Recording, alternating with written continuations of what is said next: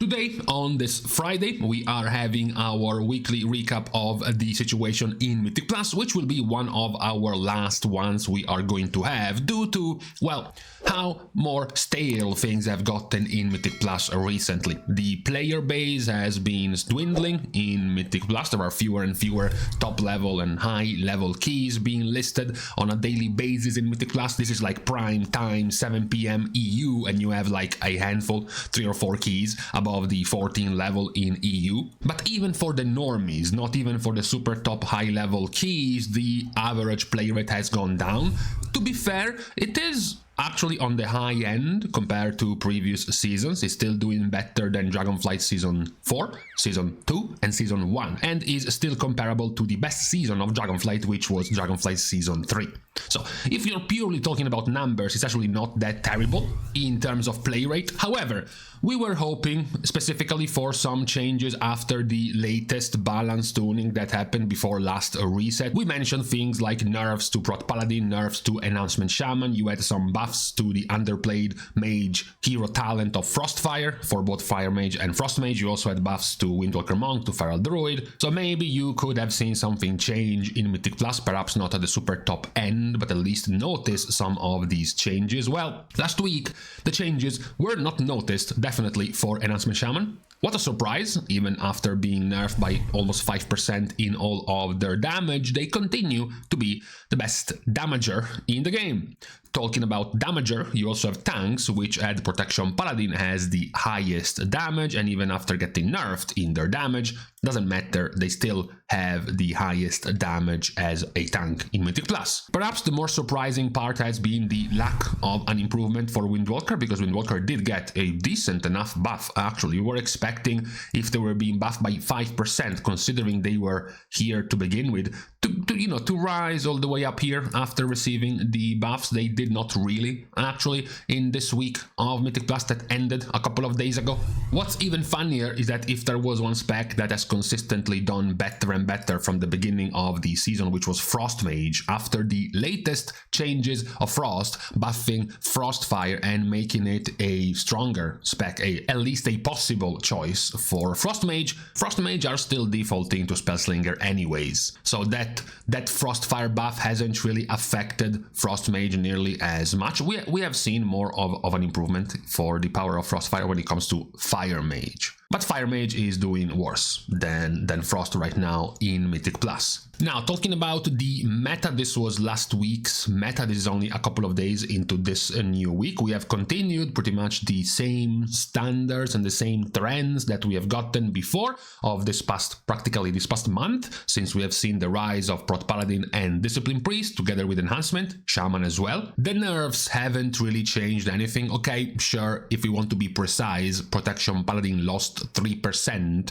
of popularity after being nerfed, and Enhancement Shaman lost 2% after being nerfed, but for the most part it has remained more or less the same. You can see the differences between the spec diversity in the top keys being run each week compared to the average key being run from +7 to +19. What's the average rating of each of these specs? You can see, for example, that while Red Paladin continues to have a pretty good representation, you might think 4% is small compared to these numbers, right? However, most of the other specs you can't even read. You can't even see them because they are so squished in, they aren't even visible. Yet, if you look at, for example, their average rating, it is quite low compared to many of the others we have mentioned here. For example, Destro or Outlaw or Unholy. Where is Outlaw? Outlaw is this one? Yes, this one. It's the 0.5% over here, which does have actually higher rating than a Red Paladin on average. What is actually a good indication of how things have been going in Mythic Plus is the average key level. Right? Usually, you would expect the keys to continue to rise as, number one, you keep having more and more players gain gear, so gain item level, meaning they become stronger, together with, combined, of course, with some nerfs of Blizzard to the difficulty of Mythic Plus or the difficulty of a particular dungeon. And you see, this color gradient happening quite clearly. You start at 11, and then you go up to 11.2, 0.7, 12.8, 13.3, 0.9, 14.5, 14.8. This is where we are stopping though. It has at this point been a month ago. If we continue down the same trend in week 4, we're not going to have practically the same one long month where there has been no average increase in the level of the high end of Mythic Plus. It's practically stopped at 15.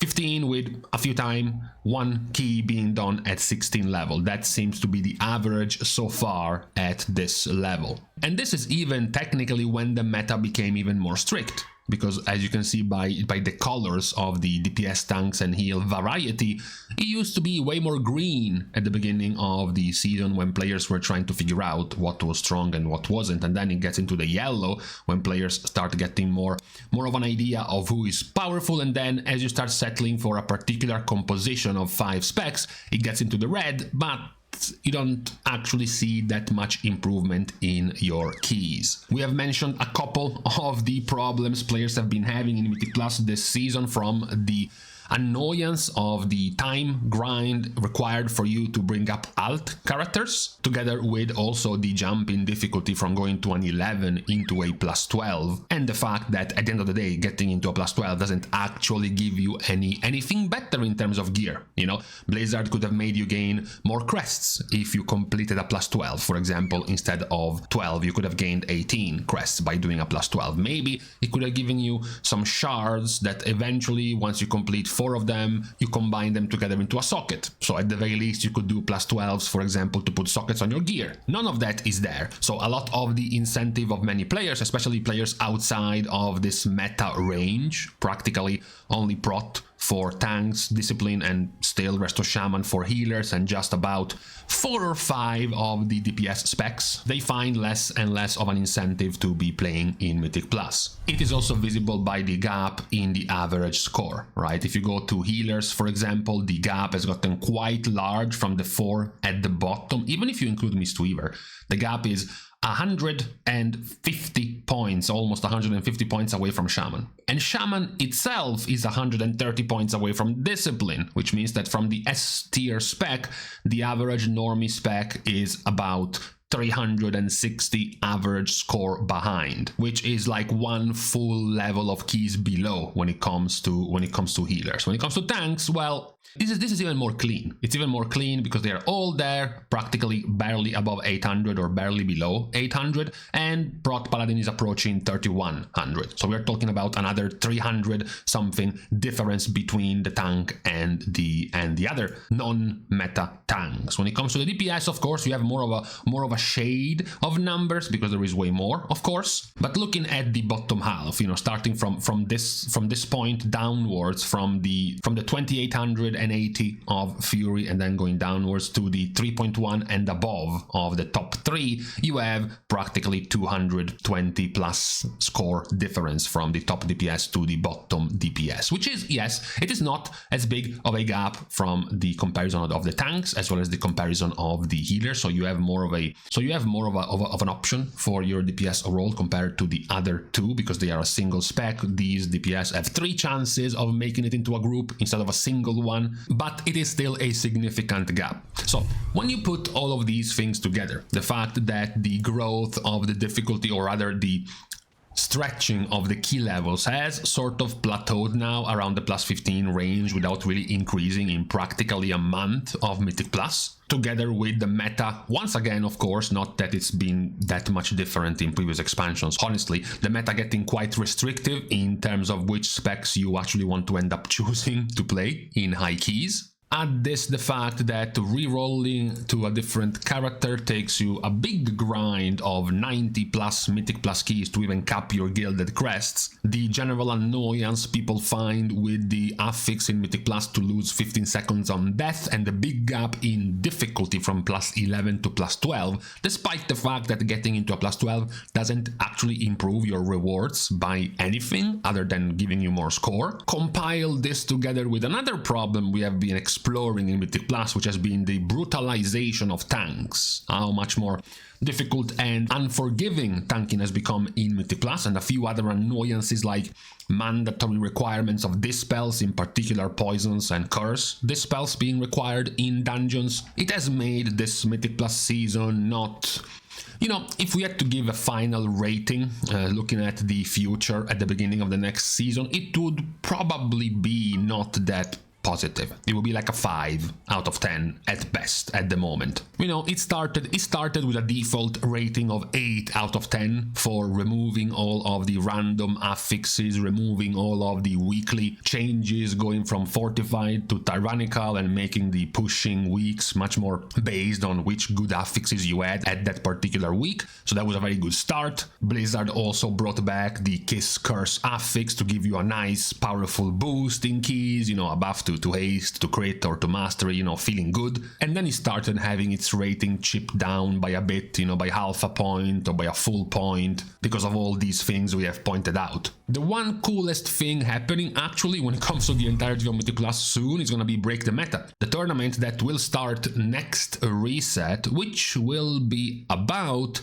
well, running Mythic Plus keys without meta specs. So you can only run specs that are not currently in the meta. So at least you get to see something different. At least you get to see some variety for sure when it will come to healers and when it will come to tanks, because there is no discipline, no resto shaman, and no prot paladin. So you have to come up with something else. Now, admittedly, sure, I do feel the unfairness of not including Havoc Demon Hunters as part of Break the Meta, because for some reason they have been considered as part of the meta when they clearly are not. But also, to be honest, being unfair towards Havoc Demon Hunters should always be a good thing to do. So at the very least, for this tournament, you will get to see something different, something more unique than what we have been seeing for pretty much the past at least month of the season in Mythic Plus. Now, at this point, it seems quite clear also that we're not really gonna get through any major reorganizing of the balance tuning. We are getting close to Christmas holidays as well, so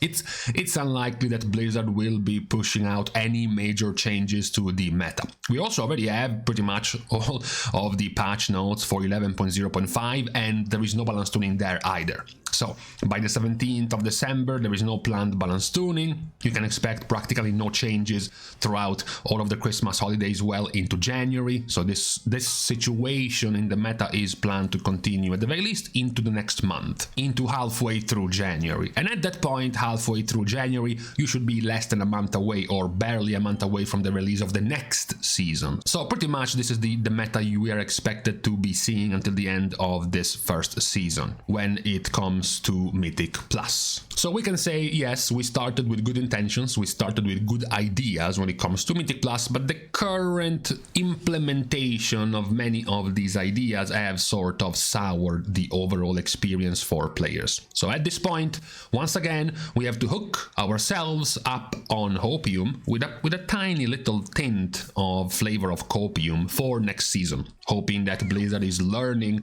from some of these mistakes they did in Season 1, improved upon some of the things the player base has been asking, for example, an easier way to catch up characters to your mains, specifically, for example, in terms of crest acquisition that could be improved in Mythic Plus, removing certain restrictions like mandatory dispels required for certain keys, for example, in the hopes of having a more balanced and more long-lasting season for Season 2.